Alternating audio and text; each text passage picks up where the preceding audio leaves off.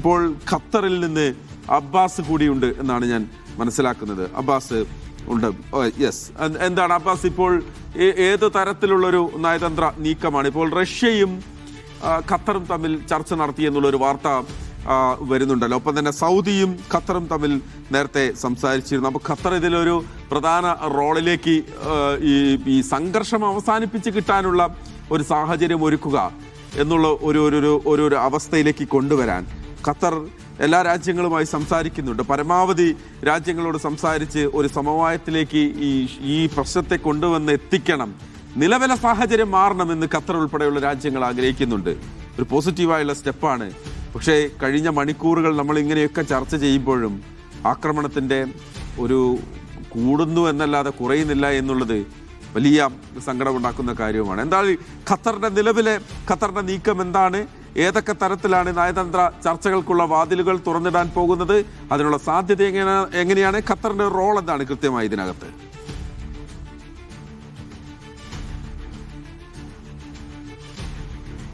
മഹേഷ്, അന്താരാഷ്ട്ര സംഘർഷത്തിൽ ഖത്തർ എടുക്കുന്ന ഒരു പൊസിഷൻ നമുക്കറിയാം. ഒരു മീഡിയേറ്റർ എന്നുള്ള നിലക്കാണ് ഖത്തർ ലോകത്ത് തന്നെ പൊസിഷൻ ചെയ്യപ്പെട്ടിട്ടുള്ളത്. അഥവാ ഈ രാജ്യത്തിൻ്റെ ശക്തി, ഇതിൻ്റെ സോഫ്റ്റ് പവർ എന്ന് പറയുന്നത് ഇവിടുത്തെ ഡിപ്ലോമാറ്റിക് നയതന്ത്ര മേഖലയിൽ അത് നടത്തുന്ന ഈ ചർച്ചകളും കൂടിയാലോചനകളും മധ്യവർത്തിയായി നിൽക്കുന്ന സമീപനങ്ങളുമാണ്. ഒരു മീഡിയേറ്റർ എന്ന നിലയിൽ ലോകത്ത് പല കലുഷിതമായ പല സംഘർഷ സാഹചര്യങ്ങളെയും ലഘൂകരിക്കാനും അതിന് സമാധാനം പുനഃസ്ഥാപിക്കാനും ഖത്തറിൻ്റെ ഇടപെടലുകൾക്കായിട്ടുണ്ട്. നമ്മളത് നേരത്തെ ഹമാസിൻ്റെയും അതുപോലെ ഇസ്രായേലിൻ്റെയും തമ്മിലുള്ള സംഘർഷത്തിൽ കണ്ടതാണ്. റഷ്യ യുക്രൈൻ യുദ്ധത്തിൽ കണ്ടതാണ്. ഈജിപ്ത് അതുപോലെ കോങ്കോ അടക്കമുള്ള ആഫ്രിക്കൻ രാഷ്ട്രങ്ങളിലെ പ്രശ്നങ്ങളിൽ, സുഡാനിലെ പ്രശ്നങ്ങളിൽ, ഇങ്ങനെ ലോകത്തുടനീളമുള്ള പ്രശ്നങ്ങളിൽ ഒരു മീഡിയേറ്ററായി വർത്തിച്ച് സമാധാനം കൊണ്ടുവരാനുള്ള ശ്രമങ്ങൾക്ക് എല്ലാ കാലത്തും വളരെ വലിയ പ്രാധാന്യം കൊടുത്തിട്ടുള്ള രാഷ്ട്രമാണ് ഖത്തർ എന്ന് പറയുന്നത്. ഈ രാഷ്ട്രത്തിൻ്റെ രണ്ട് പ്രധാനപ്പെട്ട നേതാക്കൾ, ഖത്തർ അമീർ ഷെയ്ഖ് തമീം ബിൻ ഹമദ് അൽ താനിയും അതുപോലെ തന്നെ ഖത്തർ പ്രധാനമന്ത്രി വിദേശകാര്യമന്ത്രിയുമായ ഷെയ്ഖ് Muhammad bin Abdulrahman bin Jassim Al താനിയും, ഇവർ രണ്ടുപേരും അന്താരാഷ്ട്ര നേതാക്കളുമായി ബന്ധപ്പെടുന്നുണ്ട്. ഇവരെ ഇങ്ങോട്ടും രാജ്യങ്ങൾ ബന്ധപ്പെട്ടുകൊണ്ടിരിക്കുന്നുണ്ട്. നിലവിൽ ഖത്തർ അമീറുമായി ലോകത്തുള്ള യൂറോപ്പിൽ നിന്ന് UK പ്രധാനമന്ത്രി കെയ്ൻ സ്റ്റാർമർ, അതുപോലെ തന്നെ ഫ്രഞ്ച് പ്രസിഡന്റ് ഇമ്മാനുവൽ മാക്രോൺ അടക്കമുള്ള യൂറോപ്യൻ യൂണിയനിലെ നേതാക്കൾ, അതുപോലെ റഷ്യയിൽ നിന്നുള്ള നേതാക്കൾ, അതുപോലെ സൗദി കിരീടാവകാശി മുഹമ്മദ് ബിൻ സൽമാൻ രാജകുമാരൻ, പിന്നെ ഈ മിഡിൽ ഈസ്റ്റിൽ നിന്നുള്ള UAE president Sheikh Muhammad bin Zayed Al Nahyan, അതുപോലെ തന്നെ കുവൈത്ത് അമീർ, അതുപോലെ ഈ മിഡിൽ ഈസ്റ്റിലെ മധ്യേഷ്യയിലെ പ്രധാനപ്പെട്ട രാജ്യങ്ങളുടെയൊക്കെ പ്രസിഡന്റുമാർ ഖത്തർ അമീറിനെ ബന്ധപ്പെട്ടിട്ടുണ്ട്. ഈ രാജ്യവുമായി പരസ്പരം അങ്ങോട്ടും ഇങ്ങോട്ടും ഐക്യദാർഢ്യം അറിയിക്കുകയും ഇറാൻ്റെ ആക്രമണത്തിൽ അപലപിക്കുകയും മുന്നോട്ടുള്ള വഴികൾ എന്താണ്, പ്രയാണം ഇനി എങ്ങനെ മുന്നോട്ട് പോകണം എന്നുള്ള കാര്യത്തിൽ ഗൗരവതരമായ ചർച്ചകളിൽ ഏർപ്പെടുകയും ചെയ്യുന്നുണ്ട്.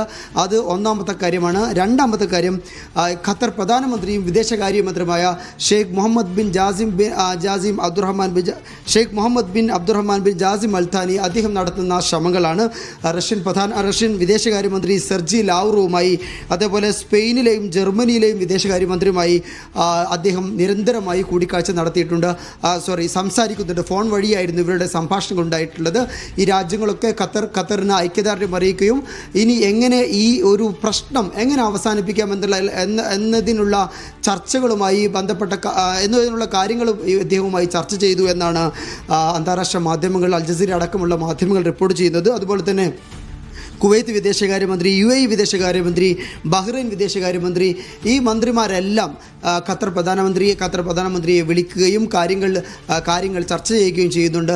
നമുക്കറിയാം, ഈ ആക്രമണം ഉണ്ടാകുന്നതിൻ്റെ തൊട്ട് മുമ്പ് നിരവധി തവണ ഖത്തർ പ്രധാനമന്ത്രിയും വിദേശകാര്യമന്ത്രിയുമായ ഷെയ്ഖ് Muhammad bin Abdulrahman bin Jassim Al Thani അദ്ദേഹം ഇറാൻ വിദേശകാര്യമന്ത്രി അബ്ബാസ് അറാഗ്ചിയുമായി ചർച്ച നടത്തിയിരുന്നു. ഈ പരമാവധി ഈ ഒരു പ്രശ്നം അഥവാ US-ഇറാൻ സംഘർഷത്തിൽ മിഡിൽ ഈസ്റ്റ് ആക്രമിക്കപ്പെടുന്നു എന്ന സാഹചര്യം ഒഴിവാക്കാനുള്ള നീക്കങ്ങൾ, അതുമായി ബന്ധപ്പെട്ട ചർച്ചകൾ ഒരുപാട് തവണ നടത്തിയതാണ്. എന്നിട്ട് പോലും ഇവിടെയുള്ള ഈ മേഖലകളിലുള്ള US വ്യോമതാവളങ്ങളെ ലക്ഷ്യം വെച്ചിട്ടുള്ള ഇറാൻ്റെ ആക്രമണം തുടരുകയാണ്. ഏതായാലും ഈ ഒരു പ്രശ്നങ്ങൾക്കുള്ള പരിഹാരം എന്നുള്ളത് ഒരു ടേബിളിൽ ഇരുന്ന് സംസാരിക്കുക എന്നുള്ളതാണ്. അതല്ലാതെ ഒരു നയതന്ത്ര വഴിയല്ലാതെ, സംഭാഷണമല്ലാതെ ഇക്കാര്യത്തിൽ യാതൊരു തരത്തിലുള്ള പ്രായോഗികമായ സമീപനവുമില്ല.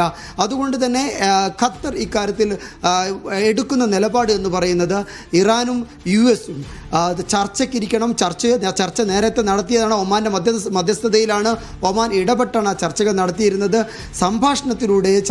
ഈ സംഭാഷണത്തിലൂടെ പ്രശ്നങ്ങൾക്ക് പരിഹാരമുണ്ടാകണം. അത് മാത്രമാണ് ഏക പോംവഴി എന്നുള്ളതാണ് ഖത്തറിൻ്റെ നിലപാട്.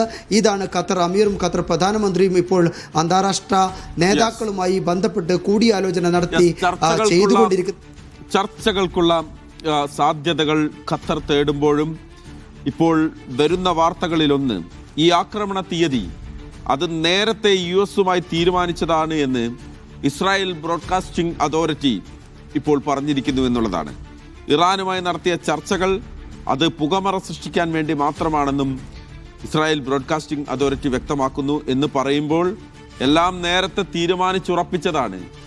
ചർച്ച എന്ന പേരിൽ നടന്നത് നാടകങ്ങൾ മാത്രമാണ് എന്ന് അതിനെ കാണേണ്ടി വരുമെന്നുള്ളത്. എന്നാലും അതിലൊക്കെ ഒരു ഒഫീഷ്യലായിട്ടുള്ള ഒരു കാര്യങ്ങൾ വ്യക്തത വരേണ്ടതുണ്ട്. എന്തായാലും ഇസ്രായേൽ ബ്രോഡ്കാസ്റ്റിംഗ് അതോറിറ്റിയുടെ പേരിലാണ് ഇപ്പോൾ ഇതുമായി ബന്ധപ്പെട്ടുള്ള ഒരു വാർത്ത വരുന്നത്. ആക്രമണ തീയതി നേരത്തെ US-ഉമായി തീരുമാനിച്ചതാണ് ഇസ്രായേൽ എന്നുള്ളതാണ് അതിലേറ്റവും ഇമ്പോർട്ടൻ്റ് ആയിട്ടുള്ള ഒരു വാചകം എന്ന് പറയുന്നത്. അതാണ് അങ്ങനെ നേരത്തെ തീരുമാനിച്ചുറപ്പിച്ച് ആക്രമിക്കാൻ തയ്യാറെടുത്ത് നിൽക്കുമ്പോഴാണ് ഒരു വശത്ത് ഇപ്പോൾ ആക്രമണം തുടങ്ങി, ആളപായമുണ്ടായി, 200-ലധികം ആളുകൾക്ക് ജീവൻ നഷ്ടപ്പെട്ട ഒരു പകലാണിന്ന്. രാത്രിയിലേക്ക് മാറുമ്പോൾ, നാളെ നേരം പുലരുമ്പോൾ എന്തായിരിക്കും ഇവിടുത്തെ സ്ഥിതി? ഇറാനിലെ ഒരു സാഹചര്യം എന്ന് പറയുന്നത് ഇറാനിൽ കമ്മ്യൂണിക്കേഷൻ ശൃംഖല പൂർണ്ണമായും തകർന്നിരിക്കുന്ന ഒരു അവസ്ഥയുണ്ട്. അവശേഷിക്കുന്ന വെബ്സൈറ്റുകളിൽ, വാർത്താ സോഴ്സുകളിൽ വരുന്ന വെബ്സൈറ്റുകളിൽ പലതും ഹാക്ക് ചെയ്യപ്പെട്ട സാഹചര്യമുണ്ട്. അപ്പോൾ നാളെ നേരം പുലരുമ്പോൾ ഇറാനിലെ ഒരു സാഹചര്യം എന്തായിരിക്കും? അവിടെ നിന്ന് വരുന്ന വിവരങ്ങൾ, പുറത്തേക്ക് വരുന്ന വാർത്തകൾ, അത് വലിയ ആശങ്കയുണ്ടാക്കുന്ന, സങ്കടപ്പെടുത്തുന്ന വാർത്തകൾ. കാരണം ഇന്നിപ്പോൾ അവിടെ നടന്ന ഒരു ആക്രമണം നമുക്കറിയാമല്ലോ.